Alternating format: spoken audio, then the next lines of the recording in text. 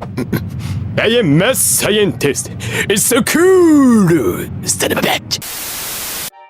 Today we are diving into a hidden gem of the anime world. A show that, despite its brilliance, keeps getting overlooked. A show that will leave you questioning reality and the nature of time itself. This show is none other than Redo of Healer. Okay, jokes aside, this show is none other than Steins Gate. Now the story follows a group of young scientists led by a particular guy named Okabe Rintaro, who accidentally creates a time machine that can send text messages back in time at first, but eventually leads to the creation of an actual time machine that can actually send people back in time and to the future. As the story goes on, we see that each time something is changed in the past, it somehow affects present time, whether positively or negatively, and they tend to see the effects practically almost immediately. Now, if you're a fan of regular time travel lore, you would be familiar with the butterfly effect, which basically states that the slightest thing you do change sometime across time tends to have some massive effect later in the future or, well, in the present time. As the story progresses, we see the effect of their tampering with time on reality. We see how their tampering with time could actually affect them, from the altering of the gender of one of them to the actual unaliving of one of the others. The beautiful thing about the story, however, is how it manages to blend in a mix of horror, mystery, and heart-wrenching terror, along with some actual good old-fashioned humor. This show has to have some of the funniest moments and quotes and jokes that I've actually seen of most anime. The show has a diverse mix of different types of characters who are very, very interesting in their own way. The main character is a young man named Okabe Rintaro, who is a very, very brilliant human being, a self-proclaimed mad scientist, and who is also someone who hardly ever really takes himself seriously and enjoys joking around and boasting about how he's this very, very brilliant mad scientist who someone or something called the organization is secretly after.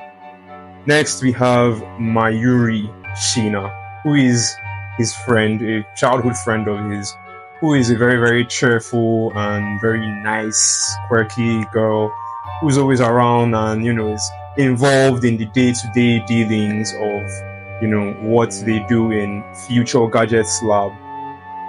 And then we have Itaru Hashida, also known as Garu, who is a very, very skilled hacker. He is your stereotypical computer geek nerd, but always indoors, extremely addicted to manga and anime, and is insanely skilled at anything that has to do with computer programming and machinery and what have you. We also have Kurisu Makise, who is a brilliant neuroscientist who, along the line, sometime around the beginning, joins the team and is a huge part of the creation of the time machine. She also, along the line, becomes a sort of a love interest for Okabe Rintaro. Then we have Suzuha Amane, who is this random girl that shows up sometime and, kind of puts herself into the group and also helps out with the creation of the time machine and some other stuff. The show explores multiple very interesting themes, and one of the main themes that this show, like most time travel stories, actually explored is the idea of the weight of the choices that we make. As you could tell, the team made a lot of choices depending on what they did with their newfound ability to travel back in time. And in doing this, they did a lot of things to try and all benefit themselves, try to tweak a lot of things in the past in order to gain something positive in the present time. But as they continue to do this, they began to realize that changing things in the past also had very, very serious negative side effects. One of which, like I have mentioned before, was the unaliving of one of them. This show makes it clear to everyone that at the end of the day, every choice everyone makes comes with consequences, and you can never escape those consequences. They later on along the line had to learn the very hard way that things happen for a reason, and we have to just learn to accept them. And we also have to learn how to live with the choices we make. So, the consequences of our choices should always dictate how we make said choices. Another theme that the show explored is the power of friendship. No, not that nonsense that they do in fairy tale. I'm talking about the actual power of real, true friendship. As we can see in the story, the bond that these people shared as friends helped them weather through the storm of all the insane obstacles that they had to face. The story shows us that no matter the situations you're going through, as long as you have actual real friends in your corner backing you at all times, you will definitely get through it, because at the end of the day, they did get through all these situations with the help of each other.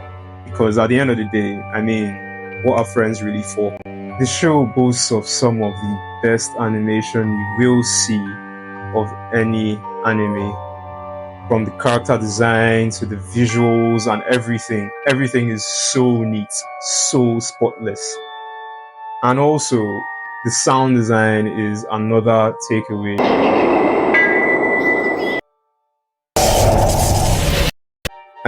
For a show from 2011, it would really give a lot of the new gen anime a run for its money in terms of animation. In conclusion, I would say overall, when you look at the story, the character designs, and the stellar animation, especially if you are a big sci-fi fan or a fan of time travel stories and what have you, Steins Gate would really be the go-to anime for you if you are really a fan of all that stuff. Because I myself, I am a fan of time travel stories and whatnot, have been for years. So yeah, if you are an anime fan and you are a fan of sci-fi and time travel stories, Steins Gate is the perfect fit for you. You should really give it a watch. To me, I feel it's one of the best anime ever. Like, no jokes. I feel it's one of the top 5 best anime ever made, because it has everything perfectly done. From the story down to everything. Comedy, even the humor it's insane. So yeah, if you're an anime fan who's a fan of time travel, or you should definitely check out Steins Gate. So if you're one of the few that made it this far, as usual, please don't forget to like, subscribe, and leave in the comments anything you would like me to do next. I'll see you all next time.